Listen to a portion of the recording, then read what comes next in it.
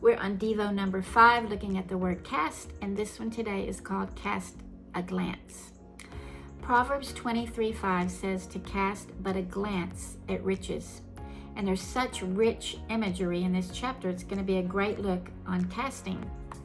I just heard yesterday in a teaching that we're a society that looks at our lack instead of our abundance. We are abundant every day in creation and sunshine around us. We have food and shelter, and we have relationships and more, and yet we're always looking and pining for something else, observing and noting what we don't have, and we strive to get it. The beginning of this chapter says if we sit down with a ruler and his delicacies, to put a knife to our throat if we're prone to gluttony because his food is deceptive. It's talking here about self-control and being aware and cautious and downright avoiding hanging out among indulgence in things that are bad for us. We all know what it feels like, for example, to overeat. We feel miserable for hours afterward or maybe even days. But a life of indulgence or overindulgence, even just in that one area, can cause early problems and even death.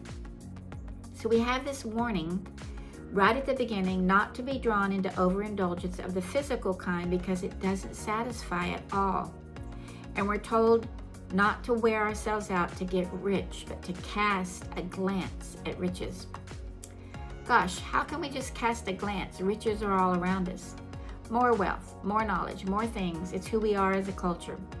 And when we get more wealth, we spend it on more things. When we get more knowledge, we puff up in pride. It's not that things and knowledge are bad. Quite the contrary.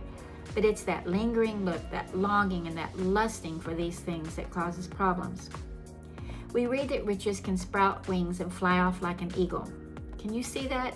If you've lived any time at all, you know this. Riches don't last on our table of overindulgence. There's the rise and fall of the stock market, the value of things in which we invest. There's the wear and tear on new cars and homes that require maintenance. Storms come and floods rise and destroy. Knowledge can only carry us so far, and it's then that trust is required in something other than ourselves. I also heard that one of the gravest sins we commit as humans is dethroning God and placing ourselves on the throne, elevating our thoughts and actions above His. Yikes. Verse 26 says, "My son, give me your heart and let your eyes delight in my ways." So that's the way to cast a glance at riches, by lingering and longing and delighting in His ways because we've given our heart to Him. I've heard young children talk about what they want to be when they grow up, and often it's some job that makes tons of money, especially if they view their childhood as lacking when they don't get everything they want, desire.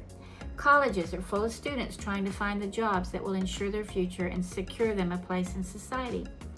Young adults and parents are working hard many hours a week to pay their bills, but also to pay for memberships, dining, wining, and there's still this emptiness, though the work has been long and strenuous to eat at the table of the rich. I'm not sure we can actually be taught from a textbook on how to cast a glance at riches, but we can live and observe and read the Word so that we want more of that instead of the other.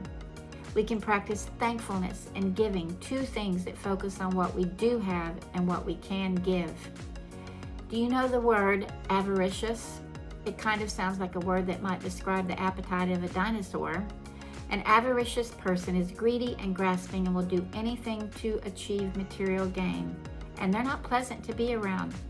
And that's the opposite of casting a glance at riches. It is allowing riches to consume our lives. Our prayer this year might be one of asking God to help us focus on thanks and giving and right living instead of becoming absorbed and possessed with gaining more. And to see the abundance we have, trust Him for what we need, just cast a glance at riches as we keep Him on the throne of our hearts.